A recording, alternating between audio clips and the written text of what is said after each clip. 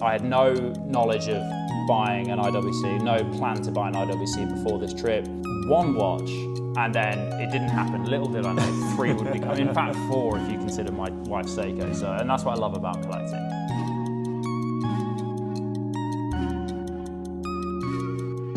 So, James, thank you for coming today. Thanks for having me. And thank you for bringing all these watches. Before we dive into the watches, please introduce yourself. My name is James McVeigh. I'm a musician, most known for a band called the Vamps, which, being in Japan, is probably quite confusing because there is a Japanese band called the Vamps, a big rock band, which we've never met actually, but which is funny. But no, I'm not in that band, but that would be fun.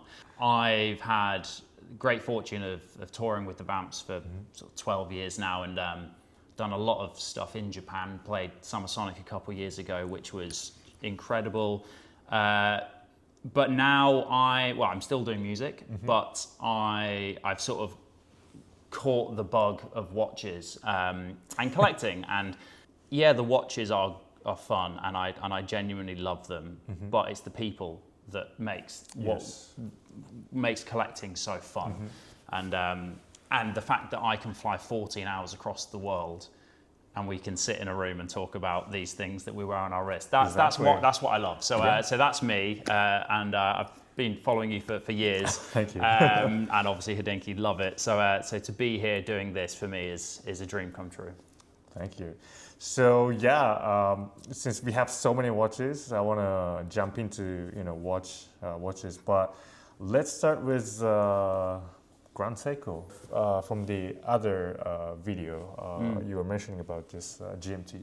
Yeah, the SBGM 221, which I bought this for my wife on our honeymoon, and I didn't know at the time how popular it was amongst Grand Seiko collectors and watch collectors and the like. I had this idea in my head to my wife of she didn't have a watch at the time, and I was thinking I'd love to buy her a watch on our honeymoon. I gave her no prompt of where to look in, I think it was Watches of Switzerland. And she didn't know that I was getting her a watch. I sort of let her walk off. I think she had a glass of champagne as she's gone in, and then she was like, okay. She went off. I said to myself, if there's something within reason that she likes, I'll buy it.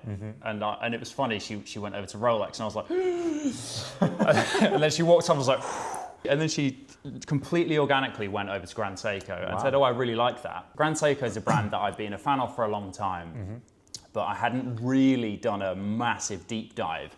And ironically, the person that's probably most annoyed with me collecting watches, financial reasons why, was the one that actually facilitated me going even further into Grand Seiko. So she pulled the trigger. Yeah, she pulled it. So she tried that on, got it straight away. I went back to the hotel that night and instantly was on YouTube being like SBGM 221 reviews, am I okay? And fortunately I learned pretty quick that it's a very popular model, and and I wear that a lot myself actually. I love that, it's a dress watch, but the GMT complication and the blue GMT hand makes it a little bit more fun. I'm a sucker for 16550 Rolex, the Explorer 2, that's really creamy dial, right? And I get a feeling of that when I wear that, which is funny. A little bit of vintage vibes, and also because of the cream dial, you can go any strap, right? You can go with any strap. It comes on like an oxblood, very nice alligator, but very dressy strap. I had it on this Deluxe strap for a long time, just to kind of, I just love the brown and the cream combination. But then when I picked up the vintage Grand Seiko, it came on this black alligator Seiko strap, but it's still at that phase where it's effectively unwearable. It's rock hard. So I swapped it out. You have we have a lot of Grand Seiko today, and you have Shinbun also. I heard that the base is silver. Yeah. And because of the light deflection, you can see the pink color. Yeah, I mean, one of the biggest criticisms that I see on Reddit or whatever is, oh, it's too pink, blah, blah, blah. But actually, like, more often than not, this watch to me is a silver dial watch. I actually wish it was a bit more pink. Yeah, I remember I borrowed this watch for review, and I was shooting this watch outside, and I wish the same thing. I wish it was a little more pink because I actually added a little bit of pink. I was going to ask you, like, be honest. We've all done it. Yes. Shunbun owners, we do that. We put the saturation up and we do a little hue. Yeah. That's funny. I know. Yeah. But what I love about the Shunbun in particular is, I mean, titanium, this was the watch that changed my whole opinion on titanium. Before I had, dare I say, educated myself a little bit on watches and materials and things. And seeing a picture of this watch thinking, oh my God, like, I love this dial. I need to try it on. And then I remember trying it on and I was like, oh, it feels like it's like really cheap, right? Yeah.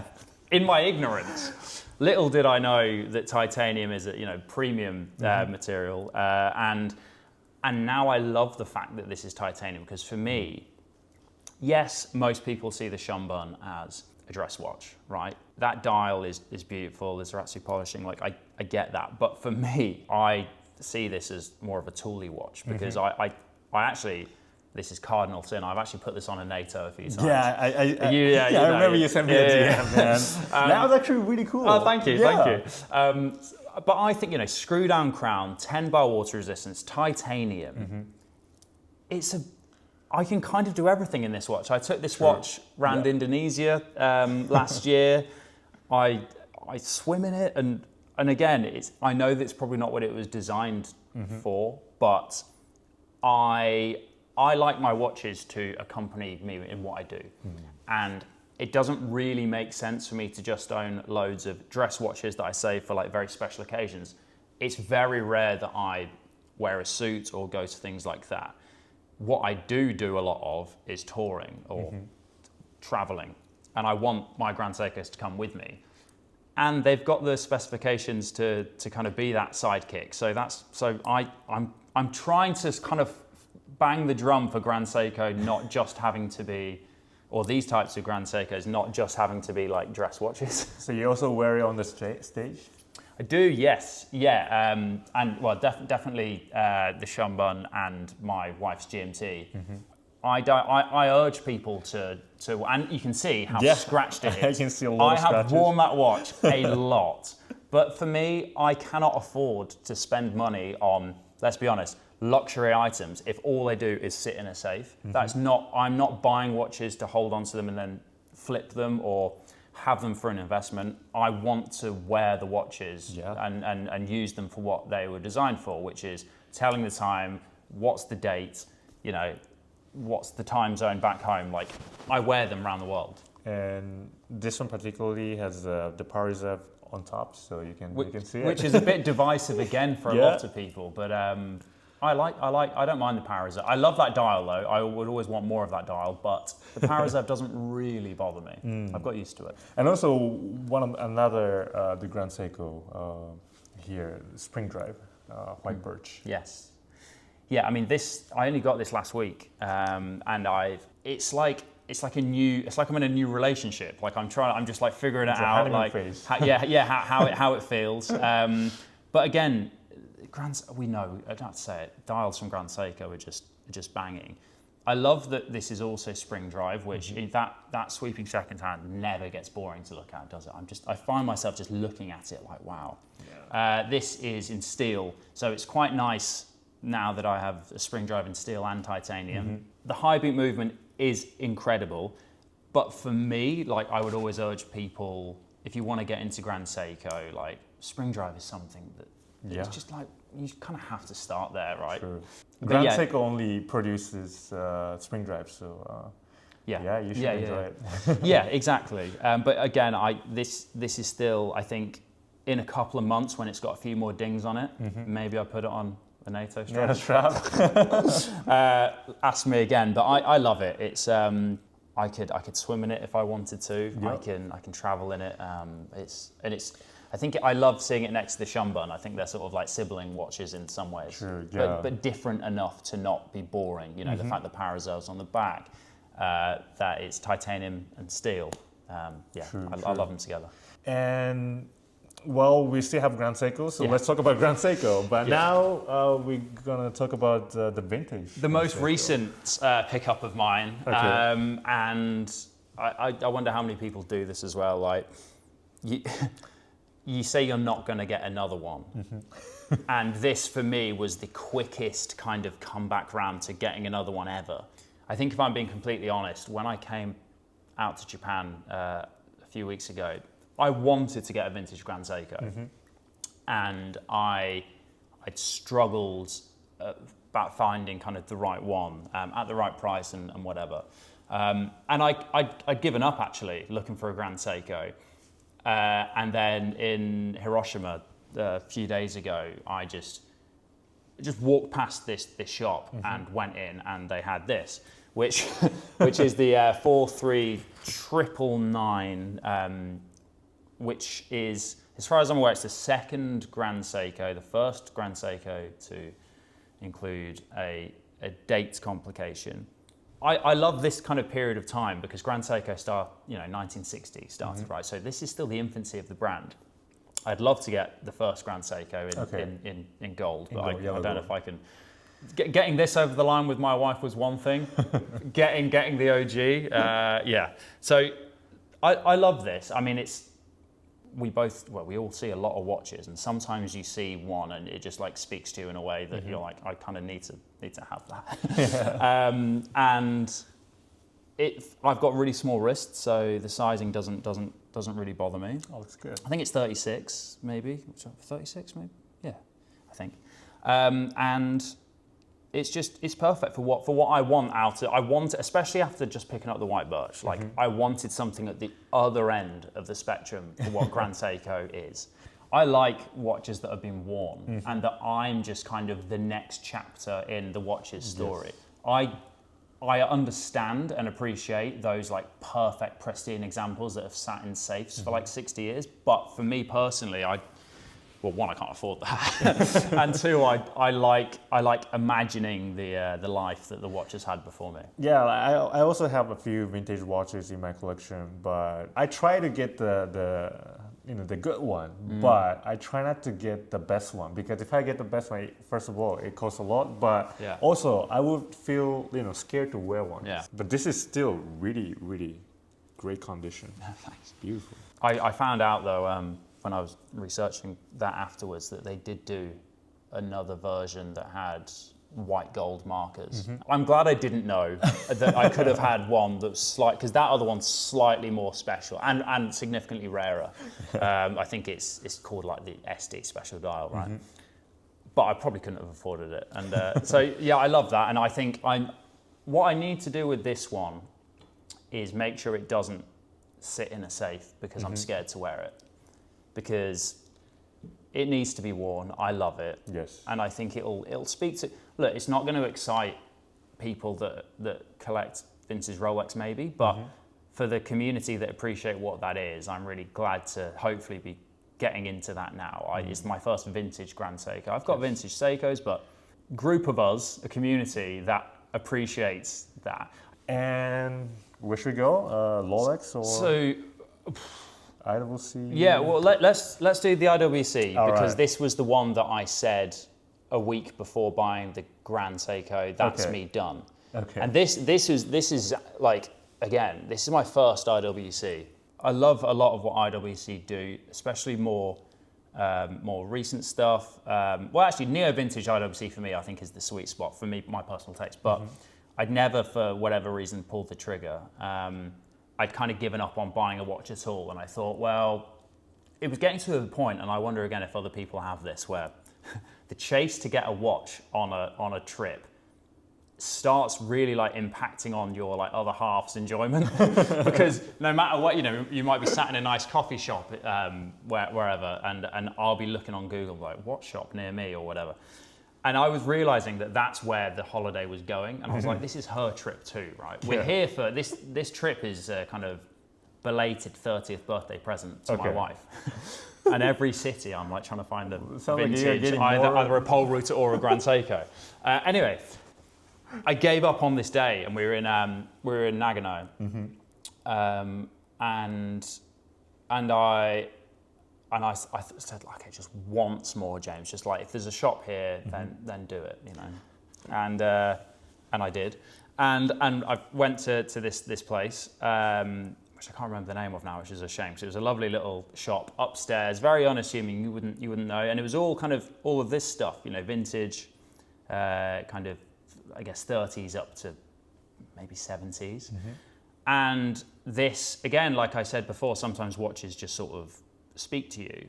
And what I love about this is it's the original bracelet and buckle. Yes. I don't know, I didn't know anything then. I still don't know too much about this at all. No idea if I overpaid for it or underpaid for it. But it's, I think, from 71. And the reason that I like this is it's so different from everything else in my collection. Nothing like this, nothing that's this style with that mesh bracelet. You know, we all have these watches that we build up into something that we want to own at some point. Mine's a Tricompax, right? And one day I will own that watch. Yes. But I never had an inclination to own that. And I like, sometimes you just roll the dice on something and think, oh yeah, cool. This is really good for my wrist also. Yeah, it looks good. It looks good. I mean, on the rare times that maybe I'll wear like a suit, I think that would work. But at the same time, you could do t-shirts and t-shirt and jeans with it, you know. And also, this mesh bracelet is really, really comfortable. Yeah. Yeah. All right. Yeah. So that's the pickups from this trip. Okay. Done. So when I was planning to pack my watches for this trip, I did it on my Instagram account.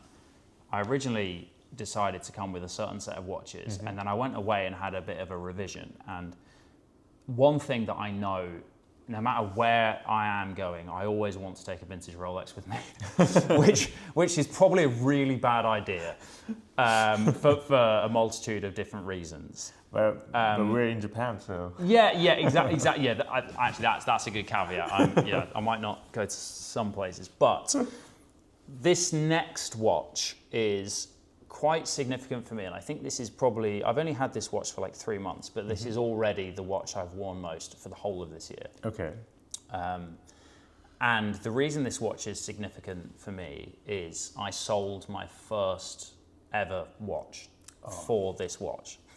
And that's something I thought I would never do. And, you know, like I said earlier, I've never bought a watch to sell it, or ever think I never thought I would sell any of my watches. So the watch that I sold was a 2016 Date Submariner. Okay.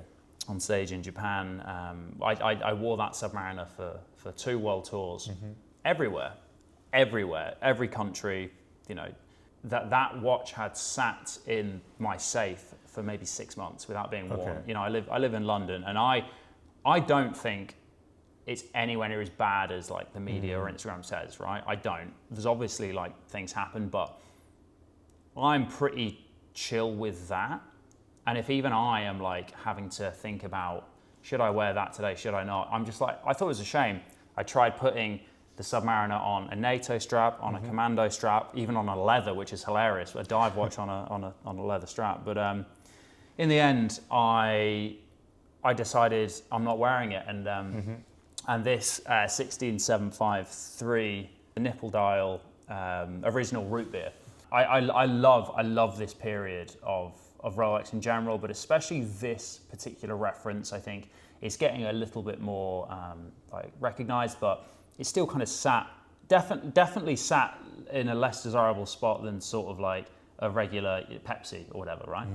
So when this one came through at the price it did, I thought, well, that's kind of in line with where I could sell my Submariner, my very beaten up, scratched to hell Submariner that has been around the world. And you know, so in the space of a day, I had sold my first watch and bought that, and it's been a few months, and I do not regret selling the Submariner at all. That's good. But also worth saying, I will buy a Tudor sub at some point to kind of tick that Submariner box. I miss having a sub. I just don't miss having the sub I had. I see. So, I yeah. see. And also, you have the interesting. Yes. So, and that's not me. So it's from the original family, the owner's family. And, Engraved. Yeah, and the guy's name's engraved on the back. And so my initials are JDM, and it's JLM on there, which I just find a crazy coincidence. But actually, I don't baby it. I'm not going to swim in it, but I forget often that that's a vintage watch, and I wear that a lot. And that rally strap was recommended by by a collector friend, and I thought, it works pretty well. I actually never seen someone wearing, Ludwig with this rally strap. Yeah. It looks good. Yeah, it works, I think.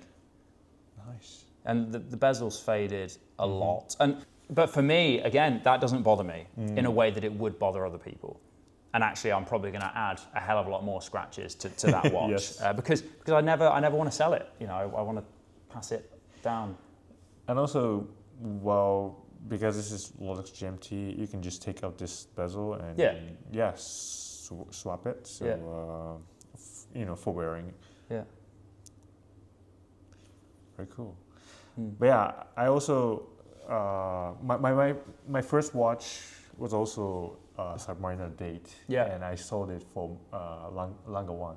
Oh wow. And I thought I would regret, but I didn't. Yeah. And I'm enjoying, the new watch, Yeah. and I'm pretty sure someone enjoying my watch. Yeah. So That's the thing. And also, was it a modern sub? it was a modern sub. So kind of this was one of the big things for me. I was like, well, if I miss it, I can just buy financially maybe not, but they are available, right? Exactly. Effectively from retail now, thank God again, almost. If you wait a little bit, you can get one again, right? Yes. In a way that maybe some of these on the table, like I think I'd struggle to find something that looks exactly the same as this.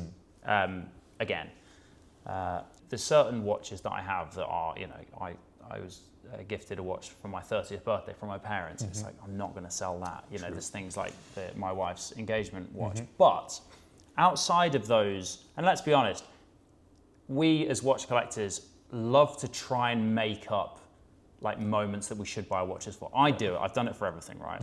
When you actually go to the really special moments and the watches you bought for that, there's only for me anyway, a small percentage of those watches in my collection that actually I would like cry if I lost them. Everything else, within reason, I'm kind of getting around to the mindset of like, if you're not really enjoying it, or if you find yourself seeing a watch online over and over, and for me it is like a Tudor sub.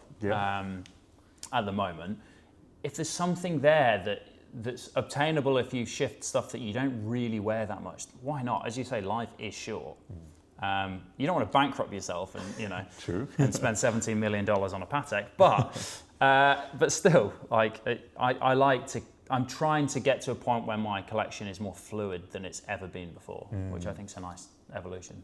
Yeah, definitely. And also, you have another vintage Rolex here.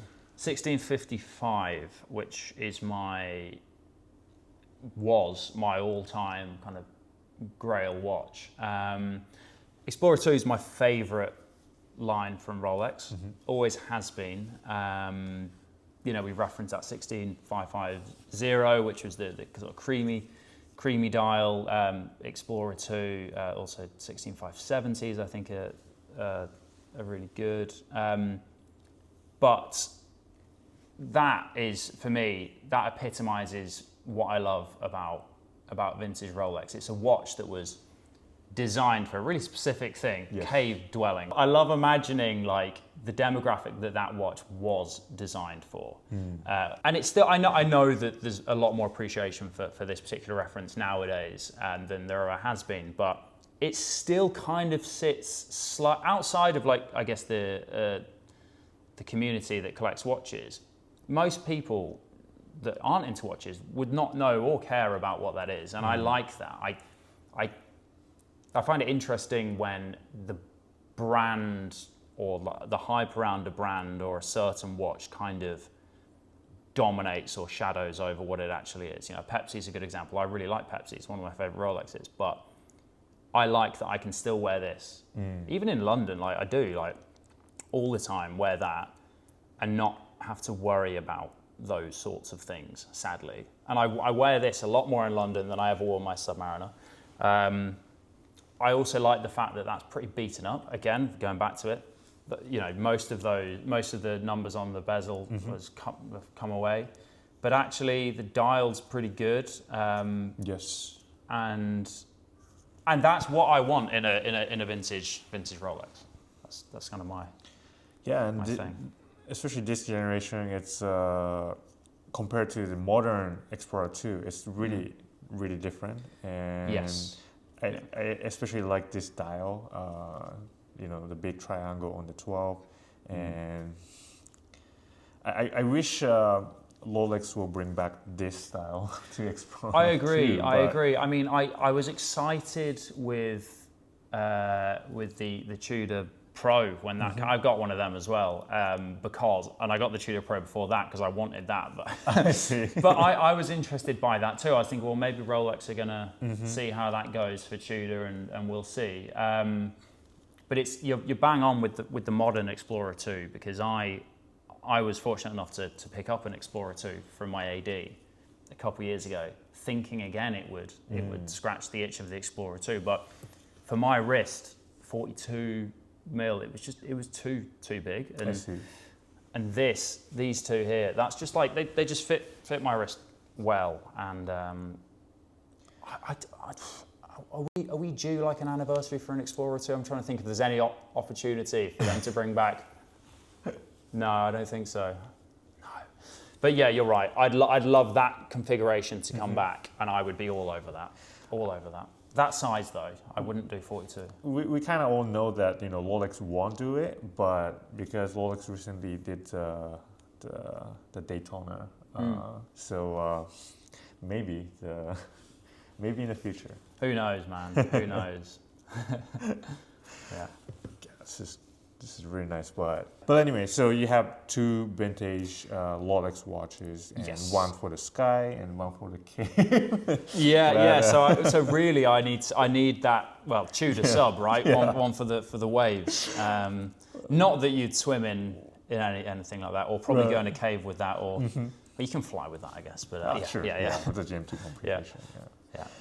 And also, quite unique watch, and this is the new watch just came out this year. It's kind of interesting to have this Raymond Weil in here. Yes. It's a little different. Yeah, and I quite like things like this, where you've got two vintage Rolex from, you know, early 70s, and then you're Yes. looking at a brand new watch here. But the thing about Raymond Weil that I find interesting is they've never been on my radar, other than, well, they'd been on my radar to the extent of, like, you'd see them in airports or maybe in a shopping centre amongst other brands. And then I don't really know what's happened with that brand, but in the last couple of years, there's been a few releases that I've seen promising. I also think there is, for me anyway, I cannot afford to be spending like this kind of money like regularly.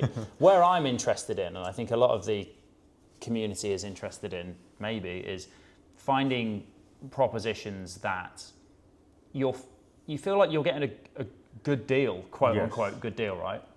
I'm a big fan of Christopher Ward, and for loads of reasons, but I feel like, you know, they're trying to do interesting and kind of innovative stuff, but without charging insane money, right?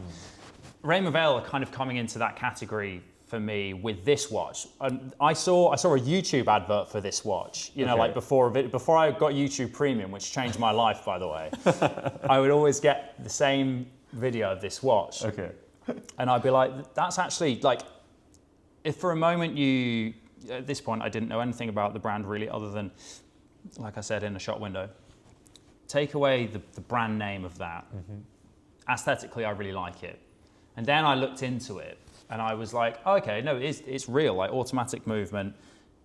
Quite a lot of complication. It's complete calendar. So this is called the Freelancer Complete Calendar. Moon phase as well.